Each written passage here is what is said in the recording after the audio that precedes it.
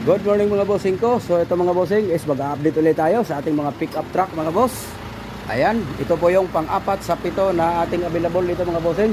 So location ng ating unit mga boss is Bacoor, Cavite, Aguinaldo lang po. So ayan, kahit saang sulok man ng mundo o Luzon, Visayas, Mindanao mga bossing, pagka gusto nyo po, pwede po nating i-deliver. So ito po yung Mitsubishi Estrada ulit mga bossing ha, manual transmission na ending 0 po yung kanyang plate number. Coding nito is Friday mga bossing.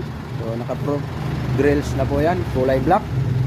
At dito naman tayo sa side niya mga bossing. So gulong nito is naka R18 mga bossing, 95% pa.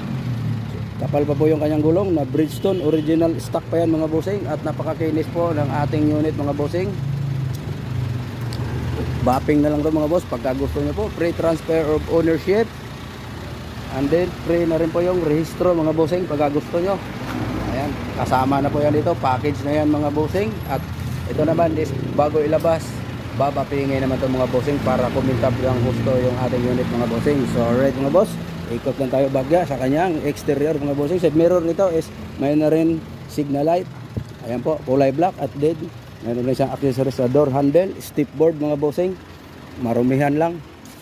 Ayan po, yung gulong niya ito sa likod, makapal pa din, parehas din doon sa harapan, Bridgestone original stock pa rin mga bossing. Meron na siyang maliit na mga scratches pero kayang-kayang bapingin to mga boss. Bapping lang to para matanggal yung mga scratches mga bossing pagka gusto nyo po. Ayan, so 2023 model mga bossing, kompleto accessories na to mga boss. Baka gusto nyo po ng manual, mayroon na siyang bakal dito sa likuran, nakahammer. Ayan mga boss, pasok lang tayo sa kanyang interior para makita natin. Right mga bossing, so automatic close na rin yung side mirror dito mga boss. Ayan po, and push start. Ayan po, tsaka ano to mga bossing, keyless entry na to. Ayan, manual transmission. At yan naman po yung kanyang second row mga bossing, kanyang loob. Tingnan natin kung rehistrado pa ba.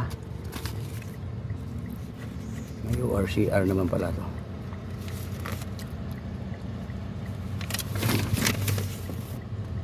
So ayan mga bossing, October pa po yung kanyang renew mga boss. Saka ba siya ma-expired, October pa. So ayan mga boss, mga naghahanap ng manual transmission,